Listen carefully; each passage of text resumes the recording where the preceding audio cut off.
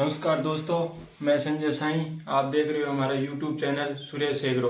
आज हम आपके बीच एक नया टॉपिक जो वेदर और क्लाइमेट से संबंधित है, मतलब अपने चर्चा करेंगे आज एटमॉस्फेयर के बारे में। एटमॉस्फेयर होता क्या है? तो एटमॉस्फेयर मतलब अपने चारों ओर का जो वातावरण है और वातावरण में जो गैसें हैं उन गैसों का मिक्सचर ही क्या कहलाता है? एटमॉस्फेयर कहलाता है। मतलब हमारे वातावरण में जो गैसें हैं, जो गैसों की विशेषता क्या होती है? एक तो ये गैसें कलरलेस होती है और दूसरी ये गैसें क्या होती है? टेस्टलेस। मतलब गैसों में न तो कोई कलर होता है न कोई स्वाद होता है। तो इन गैसों का मिक्सचर ही मतलब पृथ्वी के चारों ये समझो अपने अर्थ सराउंडेड कलरलेस और टेस्टलेस गैसेज मिक्सर, मतलब पृथ्वी के चारों ओर जो गैसों का आवरण है, मतलब कलरलेस और टेस्टलेस गैस से मिलकर अपने किसका निर्माण करती है? एटमॉस्फेयर का निर्माण करती है दोस्तों। तो अपने एटमॉस्फेयर में चार परतें पाई जाती है। इन चारों परतों को मैं आपको ट्रिक के द्वारा समझाऊंगा।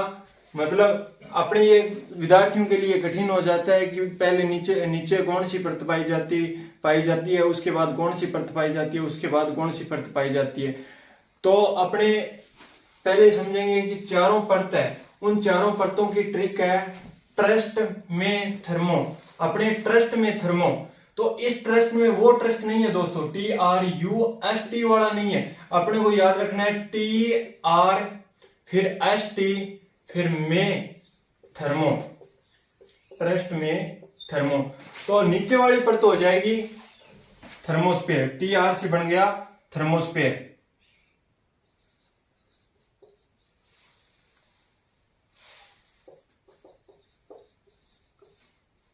उसके बाद ST से हो गया स्ट्रेप्टोस्फेयर।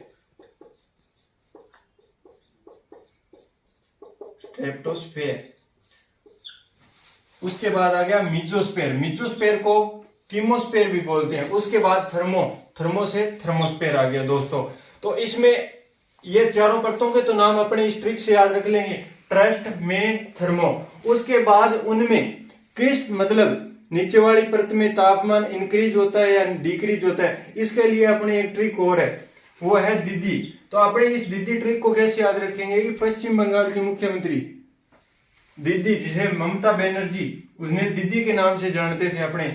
तो अपनी ये ट्रिक है कि इस परत में थर्मोस्फेयर नीचे वाली परत होती है, इसकी मोटाई दोस्तों 8 से 18 किलोमीटर तक होती है। 8 से 18 किलोमीटर तक। तो अपने को ये याद रखना है 8, 18, 50, 80 और 1600। तो पहली परत आ जाएगी जो थर्मोस्फेयर परत है, वो 8 से 18 किलोमीटर तक। इसकी मोटाई कितनी हो जाएगी दोस्तों? 8 से 18 किलोमीटर, ये थर्मोस्फेयर। उसके बाद 18 से 50 किलोमीटर, तो 18 से 50 किलोमीटर के बीच आ जाएगी ये स्ट्रेप्टोस्फेयर। तो पहले अपने को क्या है कि यहां पर दीदी की ट्रिक लगाएंगे। तो यहां पर ये देखो, नीचे से जैसे ऊपर बढ़ेंगे तो तापमान क्या होगा? प्रत्येक किलोमीटर में ऊंचाई बढ़ने से तापमान क्या होगा? डिक्रीज होगा। डी से हो जाएगा डिक्रीज।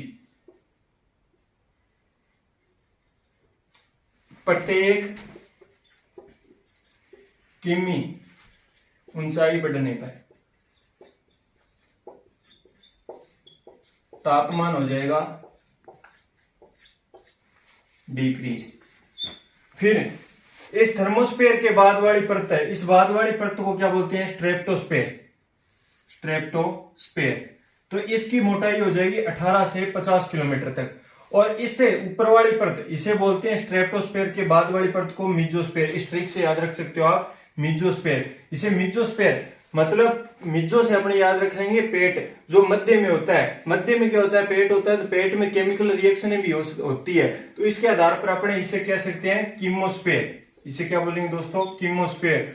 और मिजोस्फेयर से ऊपर थर्मोस्फेयर। थर्मोस्फेयर को आगे बोलते हैं दोस्तों आइनोस्फेयर भी बोलते हैं। इसे ये पहले 8 से 18 बना, 18 से 50, 50 से 80 और 80 से 1600 किलोमीटर। तो अपने पहले यहां से दीदी की ट्रिक से प्रत्येक इस थर्मोस्फेयर में हो जाएगा डिक्रीज। फिर प्रत्येक किलोमीटर बढ़ेंगे तो इस स्ट्रेप्टोस्फेयर में होगा तापमान इंक्रीज। फिर प्रत्येक किलोमीटर में ऊंचाई बढ़ने से फिर हो जाएगा डिक्रीज, फिर हो जाएगा थर्मोस्फेयर में तापमान इंक्रीज। इस प्रकार अपने इन चारों परतों को इनके आधार पर याद रख सकते हैं। अपनी बात करते हैं थर्मोस्फेयर। थर्मोस्फेयर में क्या क्या विशेषताएं हैं या किन किन मतलब बादलों वगैरह का निर्माण होता है, या इसकी क्या क्या फीचर्स हैं अपने, तो ये बात करेंगे अपने थर्मोस्फेयर, जिसकी मोटाई होती है 8 से 18 किलोमीटर।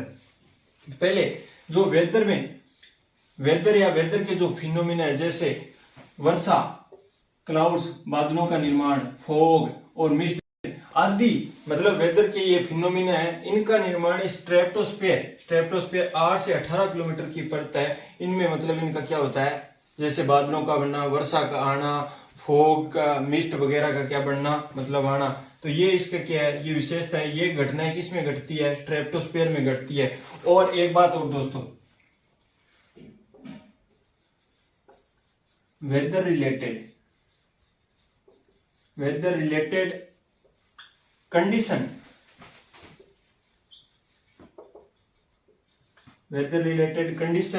पर पृथ्वी के तापमान, जब तापमान, मतलब पृथ्वी के तापमान में किसी भी प्रकार का परिवर्तन होगा, तो इस मतलब थर्मोस्फेयर में वेदर रिलेटेड जो कंडीशन घटती है, वेदर रिलेटेड जो फिनोमिना होते हैं, उन पर इस तापमान का डायरेक्ट इफेक्ट पड़ेगा दोस्तों।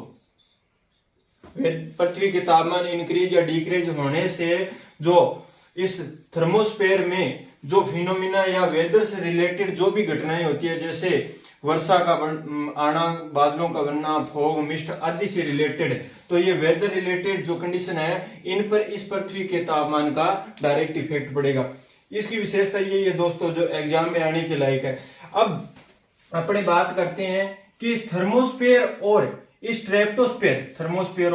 स्ट्रेटोस्फेयर को जोड़ने वाला जो बीच में ये लेयर होती है, थर्मोस्फेयर और स्ट्रेटोस्फेयर को जोड़ती है, इसे बोलते हैं थर्मोपोज दोस्तों। और आगे वाली जो परत है, ये स्ट्रेटोस्फेयर और मिजोस्फेयर, इन दोनों परतों को जोड़ने वाली जो ये छोटी पतली परत है, इसे बोलते हैं दोस्तों स्ट्रेटोपोज। ये दोनों ही स्ट्रेटोपोज और थर्मोपोज, तो ये डायरेक्ट क्वेश्चन बन सकते हैं कि थर्मोपोज क्या है। तो थर्मोस्फेयर और स्ट्रेटोस्फेयर को जो परतें जोड़ती है, उन परतों को जोड़ने का काम करता है थर्मोपोज।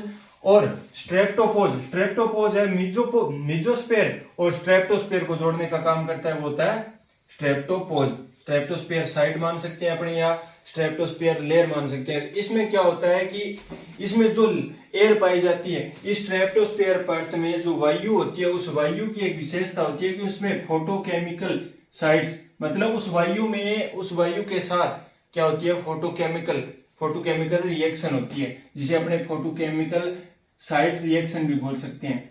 उसके बाद अपने बात करेंगे इस मिजोस्फेयर की। तो मिजोस्फेयर में जाने के लिए इसमें एक मतलब स्ट्रेटोपोज ये मध्य की परत होती है, जो मिजोस्फेयर और स्ट्रेटोस्फेयर को क्या जोड़ती है दोस्तों, तो इसे बोलते हैं स्ट्रेटोपोज। इसके बाद मिजोस्फेयर की एक विशेषता, इसे कोल्ड रीजन बोलते हैं। मिजो या कीमोस्फेयर को बोलते हैं दोस्तों कोल्ड रीजन।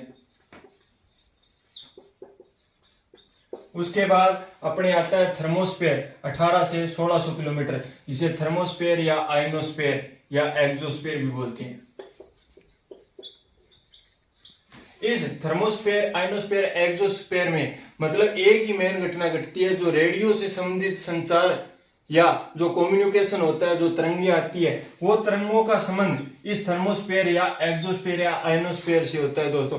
अपने एग्जाम में आने के लिए क्वेश्चन इन दो परतों से बनेंगे मोस्टली, तो एक तो थर्मोस्फेयर से और एक इस स्ट्रेटोस्फेयर से, और थोड़ा बड़ा क्वेश्चन बनने की आशंका है तो वो इस मिजोस्फेयर या कीमोस्फेयर से है, जिसमें आपको मैंने बता दिया कि ये फोटोकेमिकल साइट रिएक्शन, मतलब एयर में फोटोकेमिकल साइट रिएक्शन होती है, वो किस में होती है, मिजोस्फेयर या कीमोस्फेयर में होती है दोस्तों।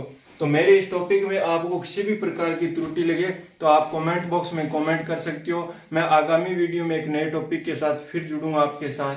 Thank you.